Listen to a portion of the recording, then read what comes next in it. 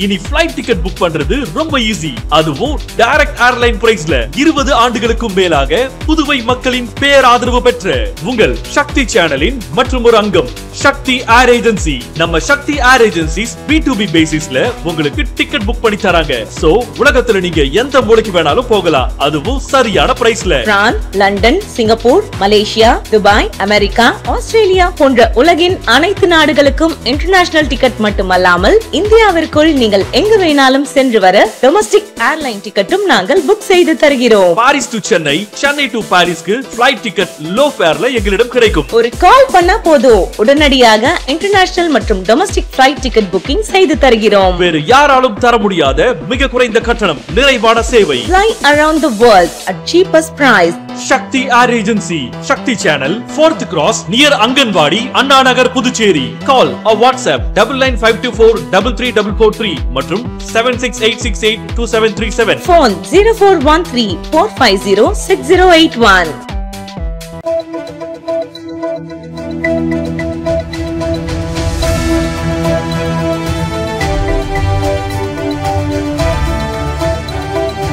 வணக்கம். சக்தி சேனலின் புதுவையின் இன்றைய நிகழ்வுகள்.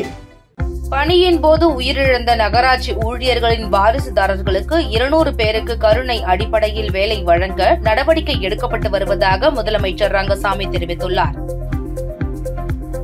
மத்திய அரசின் நமஸ்தே திட்டத்தின் கீழ் உழவர்கரை நகராட்சி மற்றும் ஜென் ரோபோட்டிக் இன்னோவேஷனல்ஸ் பிரைவேட் லிமிடெட் நிறுவனம் இணைந்து நகர்ப்புற உள்ளாட்சி அமைப்புகளில் சாக்கடை மற்றும் கழிவுநீர் தொட்டிகளை அபாயகரமான முறையில் சுத்தம் செய்வதை தடுப்பது குறித்து தூய்மை பணியாளர்களுக்கான திறன் மேம்பாட்டு பயிற்சி பட்டறையை கருவடிக்குப்பம் காமராஜர் மணி மண்டபத்தில் இன்று நடத்தினர். முதலமைச்சர் ரங்கசாமி பயிற்சி பட்டறையை தொடங்கி வைத்து ரோபோட் துப்புரவு இயந்திரத்தை இயக்கி வைத்து பேசினார். அப்போது அவர் நகராட்சி மற்றும் சுகாதாரத்துறையில் துப்புரவு பணியில் ஈடுபடுபவர்கள் நோய் தாக்கத்தால் இறக்கின்றனர். பணியின் போதும் உயிரிழப்பு ஏற்படுகிறது. இவர்களின் வாரிசுகளுக்கு கருணை அடிப்படையில் வேலை வழங்க வேண்டும். நகராட்சியில் 200 வாரிசுதாரர்கள் கருணை அடிப்படையில் வேலை கேட்டு வருகின்றனர். இவர்களுக்கு அரசு விரைவில் பணி வழங்கும் என தெரிவித்தார். இந்நிகழ்ச்சியில் பொதுப்பணித்துறை அமைச்சர் லட்சுமி நாராயணன், ஆதி திராவிடர் மற்றும் பழங்குடியினர் நலத்துறை அமைச்சர் சாய்ஜே சரவணன் குமார், உள்ளாட்சித்துறை அரசு செயலர் கேசவன், புதுச்சேரி மாவட்ட ஆட்சியர் குலோத்துங்கன், தேசிய துப்புரவு பணியாளர்கள் நிதி மற்றும் மேம்பாட்டு கழக நிர்வாக இயக்குநர் பிரதாப் குமார சிங், உள்ளாட்சித்துறை இயக்குநர் சக்திவேல், ஆதி திராவிடர் நலத்துறை இயக்குநர் இளங்கோவன் உட்பட கலந்து கொண்டனர்.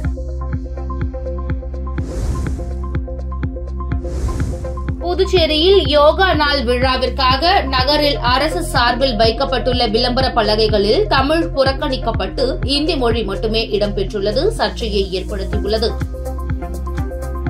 சர்வதேச யோகா தினம் வரும் ஜூன் 21ஆம் தேதி நடைபெற உள்ள நிலையில் அதற்கான முன்னோட்ட நிகழ்ச்சி மே 27ஆம் தேதி புதுச்சேரி கடற்கரை சாலையில் உள்ள காந்தி திடலில் நடைபெற உள்ளது. இதற்காக நகரம் முழுவதும் பதாகைகள் மற்றும் விளம்பர பலகைகள் நிறுவப்பட்டுள்ளன. ஆனால் அந்த பதாகைகளில் அனைத்து அறிவிப்புகளும் இந்தியில் மட்டுமே இடம்பெற்றுள்ளன என்பது பெரும் சர்ச்சையை ஏற்படுத்தியுள்ளது. தமிழ் முழுமையாக புறக்கணிக்கப்பட்டிருப்பது தமிழ் பேசும் புதுச்சேரி மக்களிடையே அதிருப்தியை ஏற்படுத்தியுள்ளது. இதற்கெதிராக தமிழ் அமைப்புகள் மற்றும் அரசியல் கட்சிகள் குரல் கொடுத்துள்ளனர். தமிழ் புதுச்சேரியின் மூல மொழி, இதை ஒட்டுமொத்தமாக புறக்கணிக்க முடியாது. இது மொழி மீதான அவமதிப்பு என அவர்கள் கண்டனம் தெரிவித்துள்ளனர். மேலும் தமிழில் பதாகைகள் ஏன் இல்லை, இதற்கு யார் பொறுப்பு என்பதற்கான விளக்கங்களை அரசு விளக்க வேண்டும் என கோரிக்கைகள் வலுத்து வருகின்றன. காலாப்பட்டு சிறையில் மொபைல் பயன்பாடு தொடர்பாக கைதிகளுடன் தொடர்பில் இருந்த சிறை காவலர்கள் மீது கவர்னர் நடவடிக்கை மேற்கொண்டுள்ளார். புதுச்சேரி காலாப்பட்டு மத்திய சிறைச்சாலையில் 200க்கும் மேற்பட்ட தண்டனை மற்றும் விசாரணை கைதிகள் அடைக்கப்பட்டுள்ளனர். இங்கு தடை செய்யப்பட்ட போதைப் பொருட்கள், மொபைல் போன் பயன்பாடு நாளுக்கு நாள் அதிகரித்து வருகின்றன. அதிகாரிகள் அவ்வப்போது சிறையில் சோதனை நடத்தி மொபைல் போன், போதைப் பொருட்களை பறிமுதல் செய்தும் வருகின்றனர்.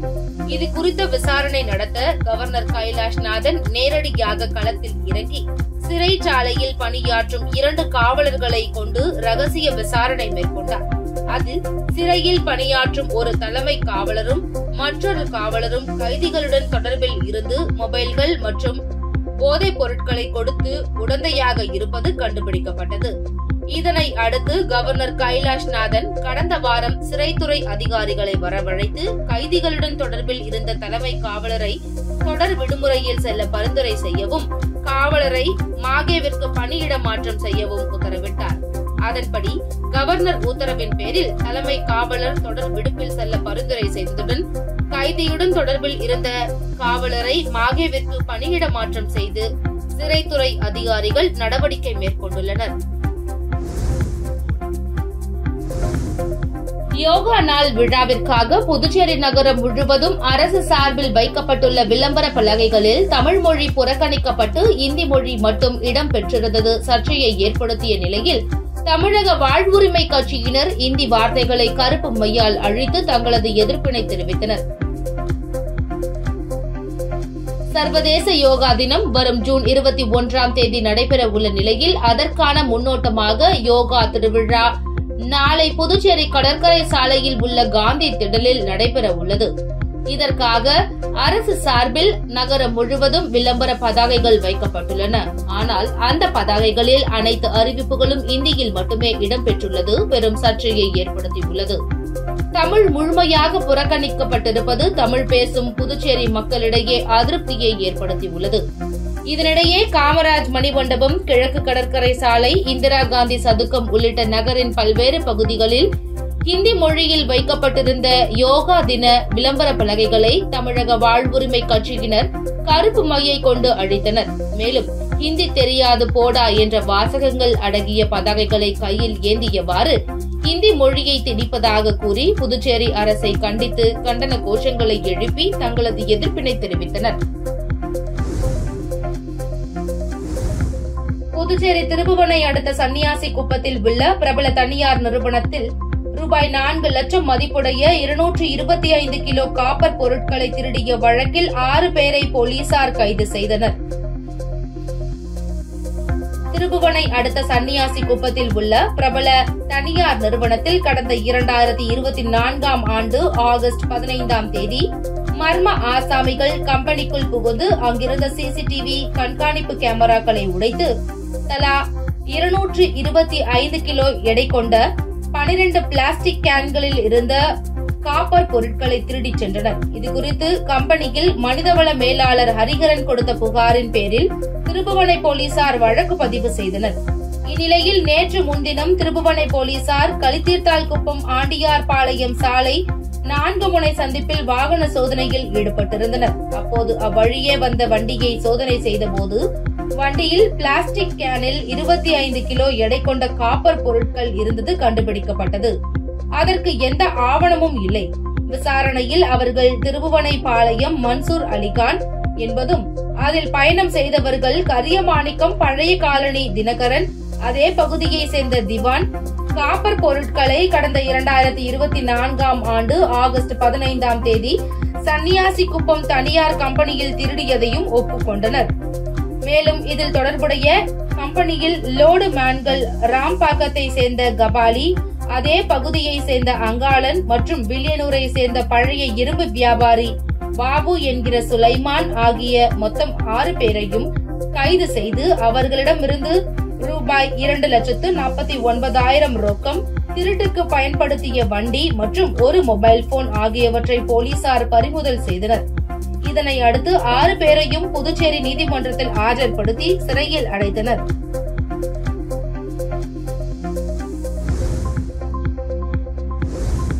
வாக்குறுதிகளை நிறைவேற்ற கோரி நகராட்சி கொம்யூன் ஊழியர்களின் கூட்டு போராட்ட குழு சார்பில் போராட்டம் நடத்த முடிவு செய்துள்ளனர். இதுகுறித்து நிருபர்களிடம் பேசிய போராட்ட குழுவின் ஆலோசகர் ஆனந்த கணபதி, புதுச்சேரி உள்ளாட்சி அமைப்புகளான நகராட்சி மற்றும் கொம்யூன் பஞ்சாயத்து ஊழியர்களுக்கு 7வது ஊதிய குழு பரிந்துரைப்படி 33 மாதங்கள் நிலுவைத் தொகை வழங்கிட கோரி பல கட்ட போராட்டம் நடத்தப்பட்டது. கடந்த ஆண்டு சட்டசபை முன்பு காத்திருப்பு போராட்டம் நடத்தப்பட்டது. உள்ளாட்சித்துறை இயக்குநர் ஊதிய குழு பரிந்துரைகளை நடைமுறைப்படுத்தி ஓய்வு பெற்றவர்களுக்கு பென்ஷன் வழங்கவும், பணியின் போது இறந்த ஊழியர்களின் வாரிசுதாரர்களுக்கு வேலை வழங்க முதல்வர் ஏற்றுக்கொண்டதாகவும் அதற்கான கோப்புகளை தயார் செய்யப்படும் என உறுதி அளித்தார். அதன் பேரில் நாங்கள் தொடர்ந்து நடத்திய போராட்டத்தை வாபஸ் பெற்றோம். ஆனால் அதற்கான எந்த நடவடிக்கையும் எடுக்காமல் உள்ளது. இது தொடர்பாக முதல்வர், நிதி செயலர், இயக்குநர் ஆகியோரிடம் பல கட்ட பேச்சுவார்த்தை நடத்தினோம். வாக்குறுதிகளை நிறைவேற்றாததால் ஜூன் 5ஆம் தேதி உள்ளாட்சித்துறை முன்பு கண்டன போராட்டமும், தொடர்ந்து 12ஆம் தேதி தலைமை செயலகம் முன்பு தர்ணா போராட்டமும், 26ஆம் தேதி நகராட்சி மற்றும் கொம்யூன் பஞ்சாயத்து முன்பு தெருமுனை பிரச்சாரம் நடத்த உள்ளோம் என்றார். நெட்டப்பாக்கம் அருகே உள்ள மடுகரை ராமமூர்த்தி அரசு உயர்நிலைப் பள்ளியை சேர்ந்த மாணவர்கள் 28 வருடங்கள் கழித்து மீண்டும் பள்ளியில் சந்திக்கும் நிகழ்ச்சி பள்ளி வளாகத்தில் நடைபெற்றது. நிகழ்ச்சிக்கு வருகை புரிந்த அனைவரையும் முன்னாள் மாணவர் சரவணன் வரவேற்று பேசினார். சிறப்பு அழைப்பாளராக பள்ளி முதன்மை கல்வி அதிகாரி குலசேகரன் கலந்து கொண்டு சிறப்புரையாற்றினார். ஓய்வு பெற்ற தலைமை ஆசிரியர்கள் காளிதாஸ் மற்றும் ஜெயபால், முதுநிலை பட்டதாரி ஆசிரியர் கைலைமணி ராமராமி, பட்டதாரி ஆசிரியர் குணசேகரன், மொழி ஆசிரியர் ராதாகிருஷ்ணன் ஆகியோர் கலந்து கொண்டு சிறப்பு செய்தனர். தற்போது பணியில் உள்ள இளங்கோ, குமரேசன், ரேவதி ஆகிய ஆசிரியர்களும் கலந்து கொண்டனர். விழாவில் ஆசிரியர்கள் அனைவரையும் கௌரவிக்கப்பட்டு நினைவு பரிசு வழங்கப்பட்டது. ராமமூர்த்தி அரசு உயர்நிலைப்பள்ளி தலைமை ஆசிரியர் அரிவரதன் வாழ்த்துரை வழங்கினார். முன்னாள் மாணவர் கலியபெருமாள் நோக்க உரையாற்றினார். விழாவில் 10ஆம் வகுப்பு பொதுத் தேர்வில் முதல் 3 இடங்களை பெற்ற மாணவர்களுக்கு பரிசுகள் மற்றும் ஊக்கத்தொகை வழங்கப்பட்டது. முன்னதாக பள்ளி வளாகத்தில் மரக்கன்றுகள் நடப்பட்டது. மேலும் முன்னாள் மாணவர்கள் சார்பாக பள்ளிக்கு மின் விசிறிகள், மின் பல்புகள் மற்றும் எழுது பொருட்கள் வழங்கப்பட்டது. பின்னர் முன்னாள் மாணவர்கள் அனைவருக்கும் நினைவு பரிசு வழங்கப்பட்டது. விழாவில் 90s கிட்ஸ் உணவு பண்டங்கள் அடங்கிய ஸ்டால்கள் அமைக்கப்பட்டது. இறுதியாக முன்னாள் மாணவர் வெங்கடகிருஷ்ணன் நன்றி கூறினார்.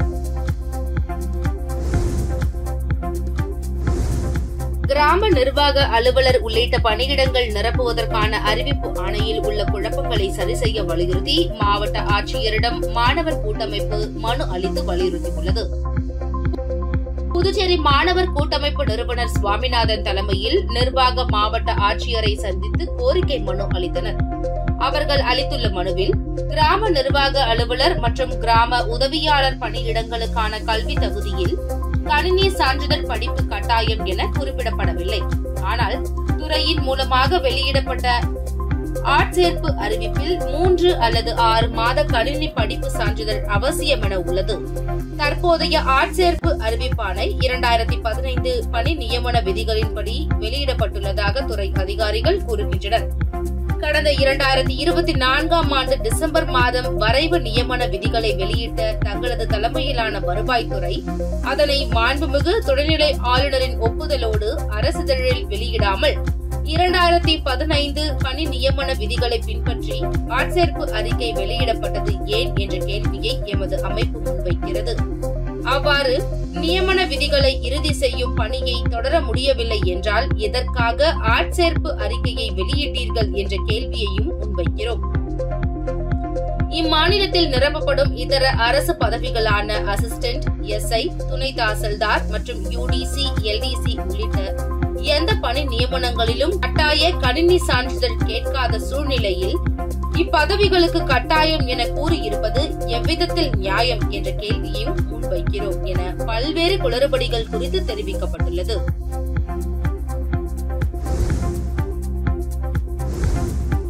புதுச்சேரியில் சிறியவர்கள் முதல் ஐடி ஊழியர்கள் வரை ஆர்வத்துடன் பங்கேற்ற ஃபேஷன் ஷோ பார்வையாளர்களை வெகுவாக கவர்ந்தது. சாரல் நிறுவனத்தின் சார்பில் பாண்டி மெரினா கடற்கரை பொழுதுபோக்கு மையத்தில் ஃபேஷன் ஷோ நடத்தப்பட்டது. தமிழகம் மற்றும் புதுச்சேரி அளவில் நடைபெற்ற இந்த போட்டியில் சிறுவர்கள் முதல் பெரியவர்கள் வரை ஆர்வத்துடன் பங்கேற்றனர். வண்ண வண்ண உடையில் ரேம்ப் வாக் செய்தும் பாரம்பரிய உடையில் நடந்து வந்தும் குட்டீஸ்கள் அசத்தினார்கள். இதேபோல் ஆண்கள் விதவிதமான கோட் சூட்டில் வந்து பார்வையாளர்களின் கைத்தட்டல்களை பெற்றனர். இறுதியாக ஸ்டார் ஆஃப் தமிழ்நாடு பட்டத்திற்கான போட்டி நடத்தப்பட்டது. இதில் தமிழ்நாடு மற்றும் புதுச்சேரியை சேர்ந்த 50க்கும் மேற்பட்ட பெண்கள் ஆர்வத்துடன் பங்கேற்றனர். அவர்கள் நவீன உடை முதல் பாரம்பரிய உடைகள் வரை அணிந்து வந்து அசத்தினார்கள். இதில் ஸ்டார் ஆஃப் தமிழ்நாடு பட்டத்தை திருவள்ளுவர் மாவட்டத்தை சேர்ந்த ஹர்ஷா என்பவர் பெற்றார். மாணவிகள் மட்டுமல்லாது ஐடி நிறுவனத்தில் பணியாற்றி வரும் பெண்களும் இந்த போட்டியில் ஆர்வத்துடன் பங்கேற்றனர். முன்னாள் வன்னியர் சங்க தலைவர் காடுவெட்டி குருவின் 7ஆம் ஆண்டு நினைவேந்தலை ஒட்டி காடுவெட்டி குருவின் உருவப்படத்திற்கு மலர் தூவி மரியாதை செலுத்தப்பட்டது.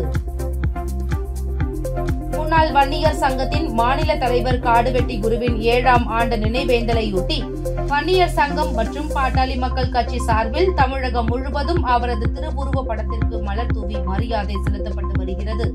இந்நிலையில் இதன் ஒரு பகுதியாக கடலூர் வன்னியர் சங்க மேற்கு மாவட்ட செயலாளர் ராஜ் மற்றும் கடலூர் இளைஞரணி பொறுப்பாளர் சலீம் ஏற்பாட்டில் பாட்டாளி மக்கள் கட்சி மற்றும் வன்னியர் சங்கத்தை சேர்ந்த 50க்கும் மேற்பட்டோர் அவரது உருவப்படத்திற்கு மலர் தூவி மரியாதை செலுத்தப்பட்டது. மேலும் 100க்கும் மேற்பட்ட பொதுமக்களுக்கு அன்னதானம் வழங்கப்பட்டது. இதில் பாட்டாளி மக்கள் கட்சி நிர்வாகிகள் பலர் கலந்து கொண்டனர்.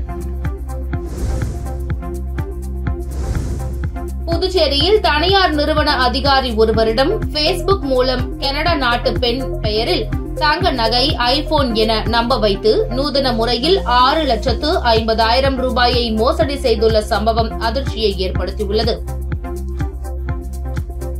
புதுச்சேரி லாஸ்பேட்டை பகுதியை சேர்ந்த 46 வயதான அந்த அதிகாரி தனது மனைவியை பிரிந்து தனியாக வசித்து வருகிறார். இவர் கடந்த 6 மாதங்களுக்கு முன்பு பேஸ்புக்கில் கனடாவை சேர்ந்ததாக கூறும் ஒரு இளம் பெண்ணுடன் பழக ஆரம்பித்தார். நாளுக்கு நாள் அந்த நட்பு நெருக்கமாக வளர இருவரும் தனிப்பட்ட வாழ்க்கை விவரங்கள், வீடு மற்றும் அலுவலக புகைப்படங்களை பரிமாறிக்கொண்டனர். பின்னர் அந்த பெண் நட்பின் அடையாளமாக தங்க நகைகள், வைர வாட்ச், ஐபோன் மற்றும் வாசனை திரவியங்கள் உள்ளிட்ட விலை உயர்ந்த பரிசுகளை அனுப்புவதாக கூறினார். அது மட்டுமன்றி அந்த பரிசுகளை வீடியோ மற்றும் புகைப்படங்களாக எடுத்து அவருக்கு தொடர்ந்து அனுப்பினார்.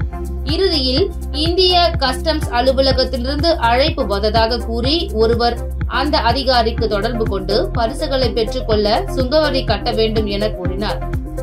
அந்த திடீர் அழைப்பையும் ஏற்கனவே வந்த புகைப்படங்களையும் நம்பிய அதிகாரி கூறப்பட்ட வங்கிக் கணக்கில் 6,50,000 ரூபாய் செலுத்தினார். பணம் செலுத்திய பின் எந்த பொருளும் வராததுடன் மெசேஜ்களும் அழைப்புகளும் அந்த பெண்ணிடம் இருந்து நிறுத்தப்பட்டன. இதனை அடுத்து தான் ஏமாற்றப்பட்டதை உணர்ந்த அந்த அதிகாரி புதுச்சேரி சைபர் கிரைம் போலீசில் புகார் அளித்தார். புகாரின் அடிப்படையில் சைபர் கிரைம் போலீசார் வழக்கு பதிவு செய்து விசாரணை நடத்தி வருகின்றனர்.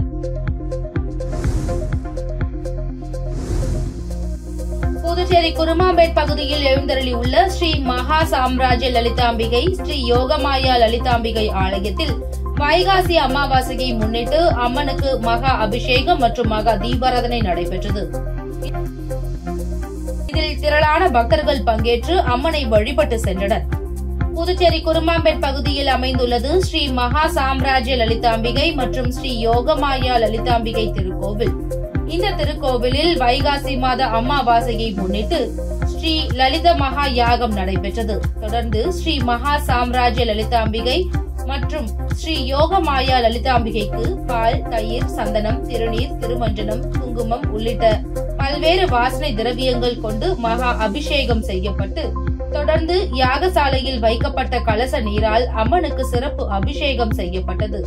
மேலும் பச்சை பட்டுடுத்தி, எலுமிச்சை பழங்கள் மற்றும் மலர்களால் அலங்கரிக்கப்பட்ட அம்மனுக்கு சோடச தீபாராதனை காட்டப்பட்டது. தொடர்ந்து ஸ்ரீ மகா சாம்ராஜ்ய லலிதா மற்றும் ஸ்ரீ யோகமாயா லலிதாம்பிகைக்கு சகஸ்கர நாமம் பாடப்பட்டு மகா தீபாராதனை காட்டப்பட்டது. இதில் பக்தர்கள் பலரும் கலந்து கொண்டு லலிதாம்பிகை அம்மனை வழிபட்டு சென்றனர். இதற்கான ஏற்பாடுகளை ஆலய நிர்வாகி மகேஸ்வர சாஸ்திரிகள் மற்றும் பக்தர்கள் சிறப்பாக செய்திருந்தனர். உங்கள் சக்தி சேனலின் புதுவையின் அன்றாட நிகழ்வுகளை உடனுக்குடன் தெரிந்து கொள்ள சக்தி சேனல் புதுச்சேரி யூடியூப் சேனலை சப்ஸ்கிரைப் செய்து கொள்ளுங்கள். மறக்காமல் பெல் பட்டனையும் கிளிக் பண்ணுங்க, ஷேர் பண்ணுங்க, லைக் பண்ணுங்க. உங்கள் சக்தி சேனல்.